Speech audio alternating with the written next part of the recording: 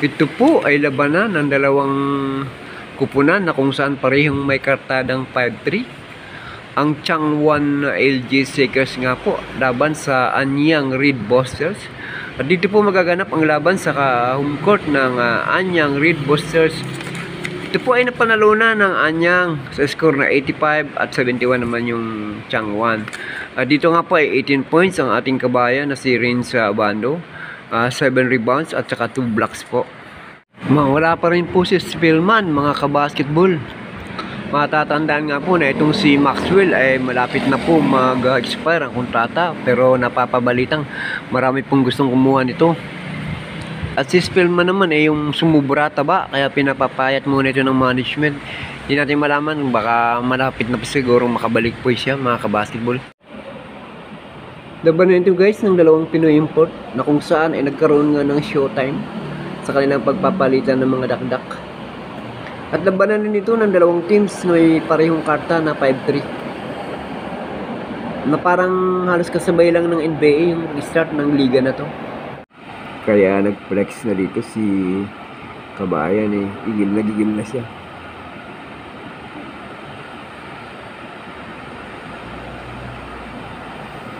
Kaya pa, isang lumilipad na dunk naman ang pinakawalan niya.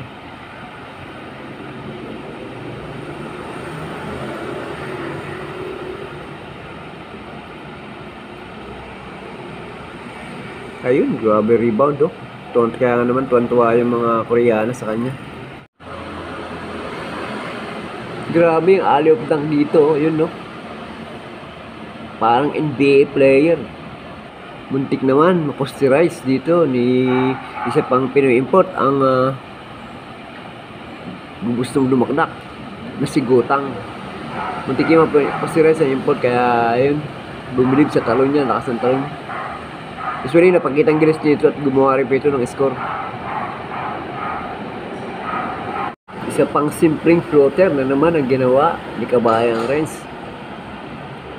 At pumasok yan. Nga po si Gutang, ang kapwa Pinoy import, nakakapag-trace nga po yan dyan.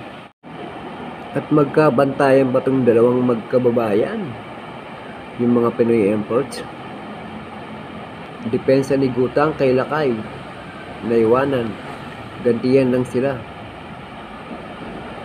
Sapagkat naiwanan din yan dito si Kabayan. Ang assist ang nanihulog dito ni Lakay. Papunta kay import Maxwell. At dito naman ay parang walang bantay na iniwanan ang kanyang tao at dumakdak ng dalawang kamay uli. 200 slam nga po yan, mga kabasketball. Sarap ulit-ulitin yan na parang ice cream. Mayroong nag-foul dito kay Lakay. Kaya tumira ito ng dalawang free throw. Sablay yung una. At umawa naman, tuwan-tuwa pa rin ang mga